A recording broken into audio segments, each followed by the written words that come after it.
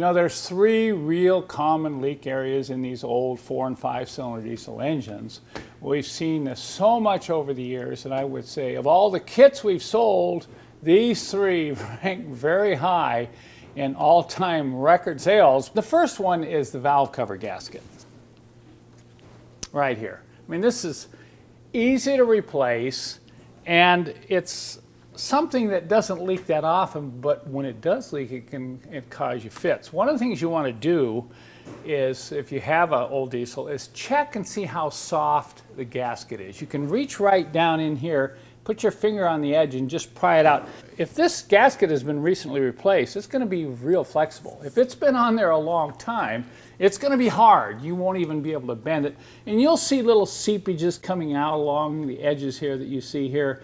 And in worst cases, you'll actually see wetness all the way around the valve cover gasket. Now, a lot of people think that all they need to do is just buy a new valve cover gasket and that's going to fix the problem. Not so. I need to warn you about that. These valve covers change with age and heat, and the alignment gets off. And if it's not corrected, when you go to tighten the valve cover back down, it's going to tighten down, but it's not going to squeeze the rubber gasket enough to prevent leaks.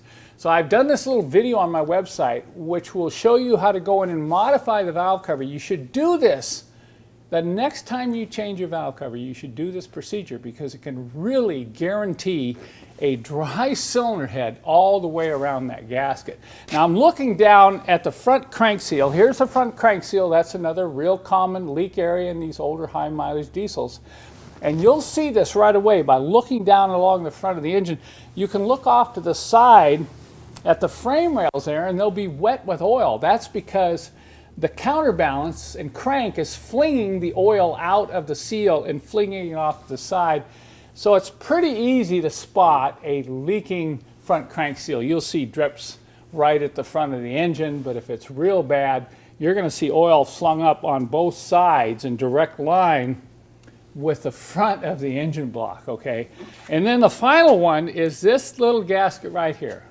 And this one, I think I've seen leak on every single diesel I've ever come across. Not leaking badly, but seeping. And this has been a problem, I think, for these engines from day one because they take an aluminum, that's correct, an aluminum housing for the oil filler, and they bolt it up to a cast iron block. And because of the dissimilar metals and the dissimilar rate of expansion and contraction, this gasket can leak. It's very high pressure oil going through there, and they've actually had to design a real custom gasket, but the problem is Mercedes isn't making this anymore. I'm going to talk a little bit more about this in the video, and you certainly do not, and I'm going to repeat, do not replace the thin paper gasket that you see so many people selling today. You're going to be replacing it in the not so distant future. Now, just a point of clarification, as far as these oil filter housing gaskets, this style of gasket was only used on the 1977 to 1985 model 4 and 5 cylinder diesel engines in the US market, okay? I need to clarify that.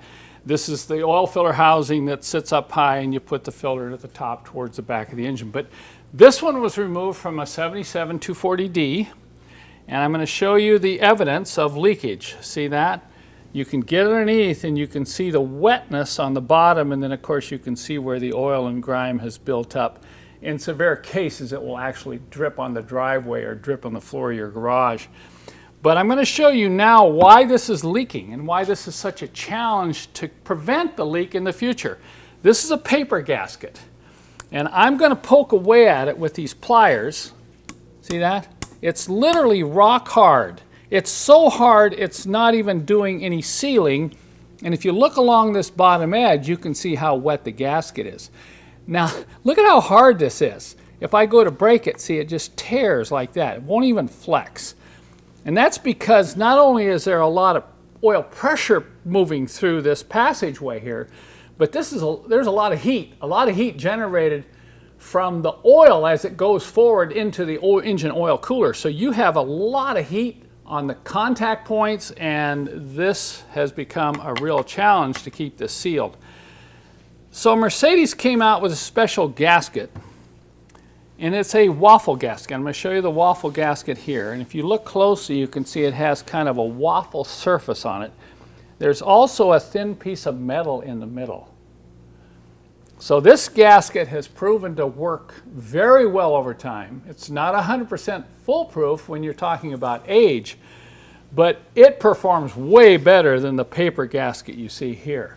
The problem is that recently Mercedes announced that they were no longer going to offer this gasket, and of course when we heard that, we just said, oh, we got to do something about this. So we got to the original manufacturer of these gaskets and had them make a large special custom order for us, and we shipped these in the United States because we know in the future if people are going to keep these old diesels running, this gasket is really, really important. I'm going to repeat. Do not use the paper gasket or you're going to be doing the job again in a few years. And this paper gasket comes with most engine overhaul gasket sets, and it'll come from any vendor probably that you see on most parts websites or eBay and so on.